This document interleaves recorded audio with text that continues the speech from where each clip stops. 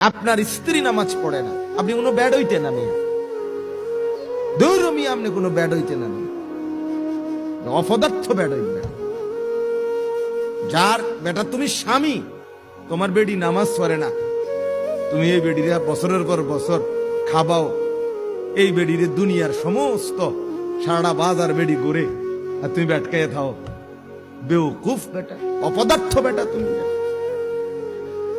অক্ষম বেটা তুমি, কাপুরুষ বেটা তুমি, বেটা ইমানদার এতটা দুর্বল হবে কেন? মোমের এত দুর্বল হবে কেন?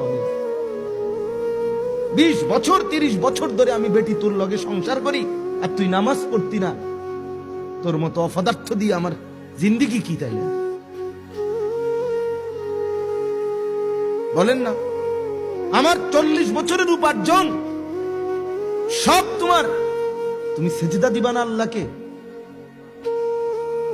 হ্যাঁ, আমি 16 বছর বিদেশ করবো, মাথার ঘাম পায়ে পড়বে, আর এই কষ্টের বুকটা মাটিতে লাগিয়া যায়।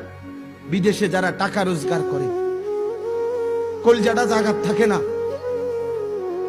আমি তো যে কয়বার দেখছি সৌদি আরবে হজ উমরার সফরে, কি পরিমাণ প্রখর রোদ, এতটা কষ্ট করে যে মানুষটা 16 বছর 12 বছর 8 বছর ধরে এই বউ বাচ্চার জন্য টাকা কামাই করছে, আর তুমি বেডি এই কষ্টের রক্ত পানি করা টাকা বেচারা পাঠায়, আর তুমি ওইটা বেরিটি ব্যাগে ভইরা বাজারে বাজারে মার্কেটে মার্কেটে শুধু ঘুরো।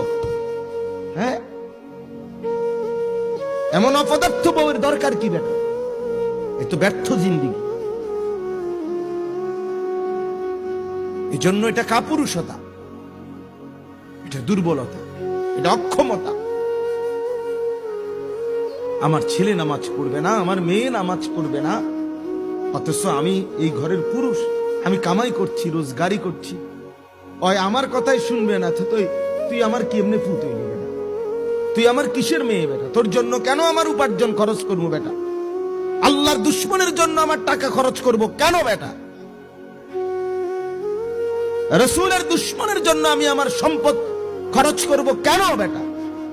নবীজির হাদিস, লা তুসাহিব ইল্লা মুমিনান ওয়া লা ইয়াকুল মালাকা ইল্লা তাকিয়ুন। এই বাপ শুনেন, নবীজি বলেন, ইমানদার ছাড়া কাউকে বন্ধু বানায়ও না। আর বলছে, তাকওয়াওয়ালা ছাড়া, মুত্তাকি ছাড়া, আল্লাহ ভীরু ছাড়া কাউকে তোমার মাল সম্পদ খাওয়াইও না, সিটার বাটফাররে খাওয়াইও না।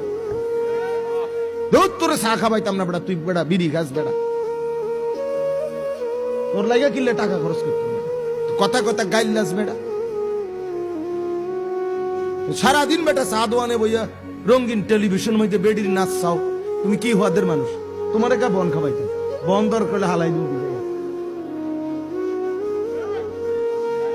রাসূলুল্লাহ সাল্লাল্লাহু আলাইহি সাল্লাম বলছেন, আল্লাহ ভীরু ব্যতীত তোমার মাল কাউকে খাওয়াইও না।